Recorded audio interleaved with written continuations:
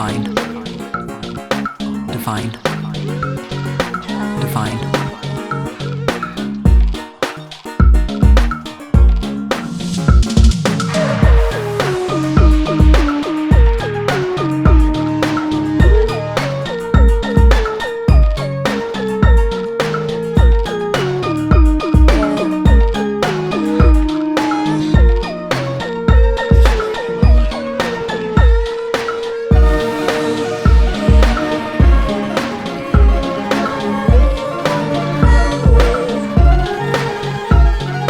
This is a story about my mother, complicated woman like no other. To each their own, but I'll take you back to discover why no other mother ever hold a stack to my mother. Married off at 19, basically a child bride, to my father who was crazy with a wild side. All the opposites but goals accomplished, so she could find her freedom in a home that was something other than the one that she grew up in. Sheltered and raised to be a princess and do nothing but be pretty and have kids. Familiar habits, stability and certainty, fragility as is. And my dad was everything her dad wasn't. Might have been a good father but a bad husband. Rough and tumble, savage and unpredictable, tough and rugged but couldn't manage all of his drinking, so he put her on a roller coaster that she couldn't ride. Explosive temper, trigger happy and a womanizer.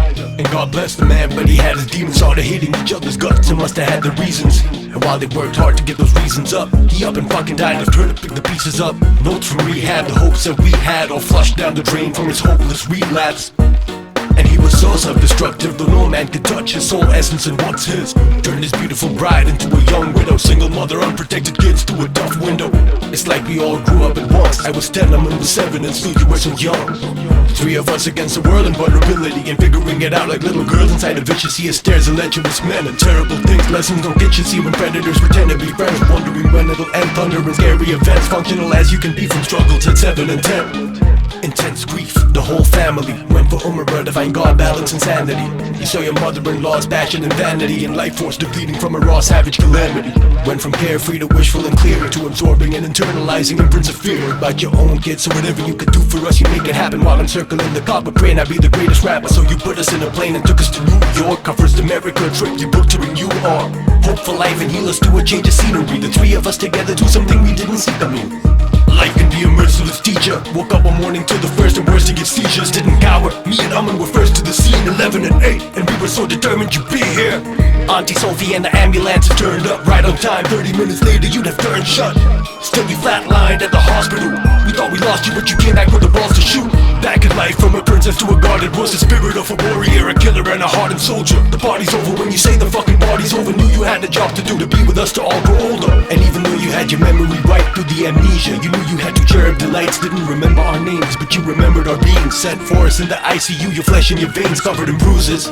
From ripping out your IVs, I'd see glimpses of your old self in tiny glitches and instances as your memories would trickle back and trigger back incentives to get better. Not a simple task, dispatched in weeks on the road to recovery, epilepsy and seizures, but bold and back on your feet. Within a year you were working at companies, no qualifications, education or a husband, we were nothing. The elders had created the illusion that we all were rich. Gambled their wealth, got in trouble and they all had dipped. You worked many hours to see some funds, barely touched Baba's savings, earned 20,000 rupees a month. Wanted to take care of you the fullest that I can, and even as a child I had to bite the bullet like a man.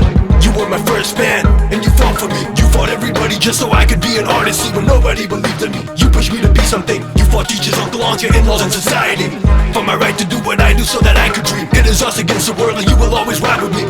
And I remember flunking out of school and getting thrown out of a few and left with nothing else to do.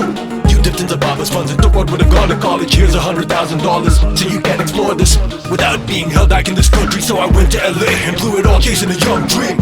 I was stupid as fuck and I was premature. Wanted to blow up quick so we could be secure. 19 and mindless, attracted leeches and vampires who sucked everything dry and had to teach us some damn science so we could be in balance through the challenges and happenings that followed and surpass them as our path finds us.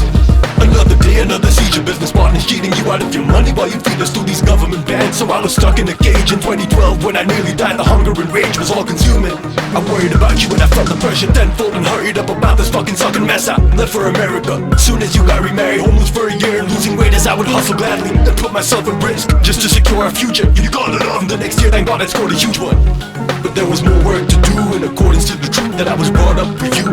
A couple health scares before you started getting better. Not as death and all the scar mounted to a lot of pressure. I left it all home summer in 2017, scouring LA, hunting for a record deal. And while I was better than any drone to fly in this region. These bitch ass suits told me to go and try in India. Mama, will you stop fucking complaining about everything? You have everything, I will get you everything. When I was in LA, hunting for a record deal, you and Amin were home alone and shit got very real. I wasn't there to defend you and that's a scary thing. Who's broke in with guns to your dome and stole your wedding rings? But let it go, I'll get you more than you can imagine. Afford what you couldn't fathom and more cause you didn't abandon us. Now I'm yours for life, forever a loyal son. Vendettas and coils none, we end and rejoice as one. Whenever your war's done, I'll settle the scores for you. Trust that you raise a king and never be worried for me. Forever a queen, and as I walk through hell's door, there's no other bitch that I would walk through hell for. And even my father's spirit is alive, cause you raised me to be a man the best you could, and I would die for you. Sit with your back straight, don't sit with your legs crossed. Little things you told me when I was little and egg soft. Hatched into a falcon from the nurture you gave me, and I'm certain you're the reason I'm a murderous crazy.